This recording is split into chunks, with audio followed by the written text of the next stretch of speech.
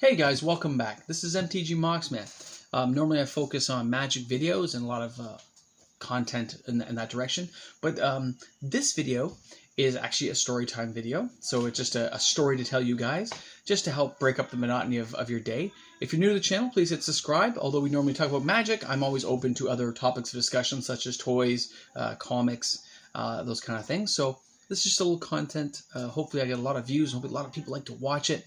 We'll find out soon, won't we? I may only have one view. Maybe it's just me watching my own video. Who knows? But here's how it goes. That was weird, just how the pipe thing looks in the background.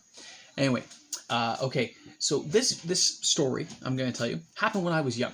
I was a child. I was 7 years old. And what people don't know is when I grew up, and most of you who are older probably can't even relate to this, but when we were younger, we just played in the street. You played with your friends. You went out in the middle of the morning, you know, like 8 a.m. in the summer. And your parents didn't see you till lunchtime. And then after lunch, you went and played again for like 5-6 hours. And you came home for dinner.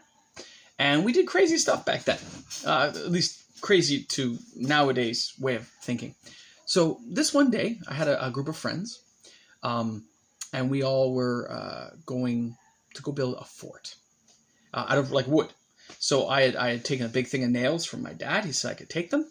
I had a couple of hammers, and we brought I brought an old rusty saw, and we went on our bikes with stuff like in a really thick plastic bag. Because plastic bags were really thick back then. It was IGA, which is like a grocery store chain back in the day. And we just took off to the woods, which was not that far from my house. You're talking like a 5-minute bike ride, because my area where I grew up was a whole new development. And behind that development, by the way, was all this woodland area, and lots of timber was still there, full forests, right, covering acres and acres of land all around me. Plus, there was like a public school over there, you know. Anyway, and just so you guys know, for the context of this story, I may make up different names because I have never asked permission from my friends to use their names in my videos. I'll use make-believe towns and stuff like that. But the story itself is real, which is the cool part. So, we went out into the woods one day. We'd packed some PB&J sandwiches, which is peanut butter and jelly. No juice boxes back then. We had like a jug of water that you carry. Tighten that sucker up. And off we went. So we ended up being there around like 9 a.m. We all arrived at my place. We packed up all of our stuff. And off we went. I had this guy named Martin with me. A guy named Johnson. A guy named Dark. And we went out. And we decided to go into the woods. So there's like a ravine area, which is like a part of the road from the thing. And we left our bikes in the ravine so cars wouldn't see them. Nobody would steal our bikes is what we were thinking. And then we crawled up into the woods and found a kind of open area. And apparently I was the only one who really brought some of the equipment, because like Dark had like this hammer, but we only had, anyway, there wasn't enough materials. So we had a couple people sawing away trying to cut these fallen branches so we could start hammering them into a tree to start building a ladder to go up the tree. So you're starting to hammer these things in, and you're younger, right? We're like 7 years old, so you're missing a lot. Your arms aren't strong enough, so you're taking turns hammering it in. And at the start, when you're hammering a piece of wood, say it's a branch, as an adult, you know, hammer one here, so it doesn't move. As a kid, you're putting one right there. And then when you go to step, it tilts. And you slide off. Well, then you think you're being smart, and you put two really close together. Really close. If you try to jump too much on the thing, it spins around again, you fall on your bum, and you land in the woods. And in the case of one of the guys with me, on the third one up, he thought he was being smart and did this, because he's holding one, and he's hammering away, hammering into the wood. Tiring himself out. He's missing as much as he's hitting, but he finally gets it in. He climbs up to that level because he can reach a branch now. But he did them too close together. We couldn't see. We're at the bottom now. We're like 10 feet below. And of course, it snaps the branch and he slides. So now he's hanging like a monkey from the tree. And we're like, just touch the next part of the ladder. Touch it. You can reach it. You can reach it. You're going to make it. But you're a kid. No, he couldn't make it. We thought he could. So he let go. Tried to grab the bark, slid, hit the next one, snapped the branch, because the two pieces are like this. It snapped, because the nails are there. He goes to the next one. Then he fell off the tree. landed on partially me and partially, we'll say, Dave. But then he went sideways. And he landed in a pile of deer poo. And it was pretty nasty because we're kids. So we're like, you landed in deer poo. Ah! And he had a nice little gash, some rash from the bark on the tree. And he's like, I don't want to do this. Right? And we're like, okay, well, we'll go up. So we start climbing up again. About the third attempt, we realized we should put them further apart. So now we're nailing further apart. And we're doing it in tandem together. One person holding the branch in the front and two people nailing it at the same time. After like 2 hours of this, we are now 8 or 9 steps up this tree. We can get to the first level of the branch, but we have no planks of wood to lay out for the tree. And we have no way of holding them there. We have no rope, no nothing. There's no brackets.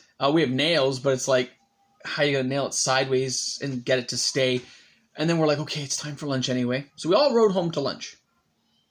Well, Dave didn't come back because when he fell and gashed himself, his parents said he was being irresponsible and they wouldn't let him come back out to play. So only 3 of us returned. We spent the rest of the day. I brought like a blanket thinking I could tie the blanket to help the branches and stuff stay.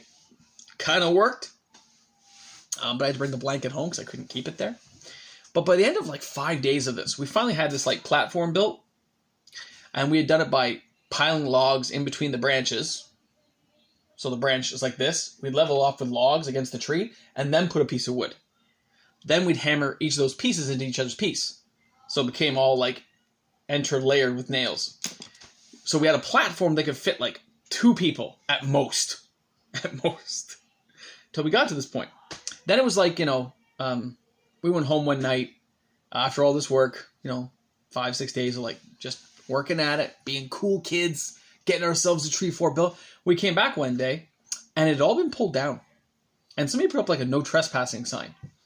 And we were like, we can go in here anyway. So we walked in because, you're a cool kid and you think you can just go on other people's property. And there was a man. I remember he looked so scary, guys. He had the scruffy beard and he's looking at you like this. Goes, you kids think you can just ignore that sign and come onto my property? We're like, oh, no, we didn't know that. We didn't realize. Because you didn't realize? You can't read? And we're like, no, we can read. It's just we didn't realize like you were going to be right here, is what Dark said. The guy goes, are you serious? Anyway, he escorted us off. He took down our names and our addresses. And we did not get to go back onto his property. And I think I had to write an apology note. So it didn't work out the way we had intended to. And it turned out it was like part of this guy's farm and stuff. But I still say to this day, yes, we were nailing a tree. I get it. You shouldn't hurt a tree. But as kids at that point, we could have been doing a lot worse things than trying to build a tree fort up into a tree. And out of this guy's whole property, what was his chance of walking along this piece of the forested road, unless he saw our bikes or something in his truck or something, and seeing that. So it was horrible. Poor Dave didn't get to come back and get harassed by this guy. We all got in trouble from our folks. I'm pretty sure I wrote an apology note and I had to like deliver it to the guy's house. But my dad wasn't overly mad. I'll be honest. My dad didn't he didn't yell a lot. And I didn't really get cussed out by my dad at all. But I remember this kind of stuff happening. You're like, ee. So, best to remember to always respect things and realize, things that were back in the day are not the same as today.